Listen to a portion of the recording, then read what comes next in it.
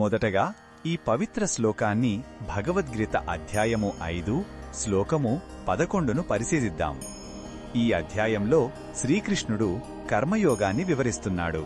అంటే ఫలాపేక్ష లేకుండా కర్మలు ఎలా చెయ్యాలో అర్జునుడికి బోధిస్తున్నాడు. ఈ శ్లోకంలో ఒక యోగి తన పనులను ఏ భావనతో చేస్తాడో చూద్దాం.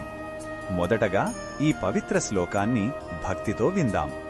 కాయేన మనసా బుద్ధ్యా కేవలైరింద్రియైరపి యోగినః కర్మ కుర్వంతి సంగం త్యక్త్వాత్మశుద్ధయే. ఈ శ్లోకం అర్థమేమిటంటే కర్మయోగులు తమ శరీరం, మనస్సు, బుద్ధి మరియు ఇంద్రియాలతో పనులను చేస్తారు, కాని ఎలాంటి ఫలాపేక్ష లేదా ఆసక్తి లేకుండా చేస్తారు. వారు చేసే ప్రతి పని కేవలం తమ ఆత్మశుద్ధి కోసమే. అంటే వారు నేను చేస్తున్నాను, ఇది నాది అనే అహంకారాన్ని వదిలేసి కర్తవ్యాన్ని మాత్రమే నిర్వర్తిస్తారు. వారి లక్ష్యం లౌకిక లాభం కాదు, ఆధ్యాత్మిక స్వచ్ఛత. ఈ శ్లోకంలో ఉన్న భావం మనకు ఏమి చెబుతుందంటే నిజమైన స్వేచ్ఛ పనులను వదిలేయడంలో లేదు, పనుల పట్ల ఉన్న మన ఆసక్తిని, బంధాన్ని వదిలేయడంలో ఉంది.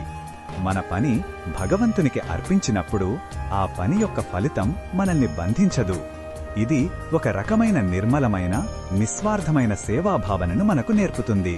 ఈ బోధనను మన దైనందిన జీవితంలో ఎలా ఉపయోగించుకోవచ్చంటే మనం చేసే ప్రతి పనిని, అది ఉద్యోగమైనా ఇంటి పనైనా, ఇది నా కర్తవ్యం అనే భావనతో చెయ్యాలి.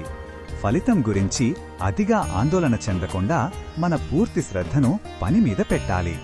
ఇలా చేయడం వల్ల ఒత్తిడి తగ్గి మనస్సు ప్రశాంతంగా ఉంటుంది.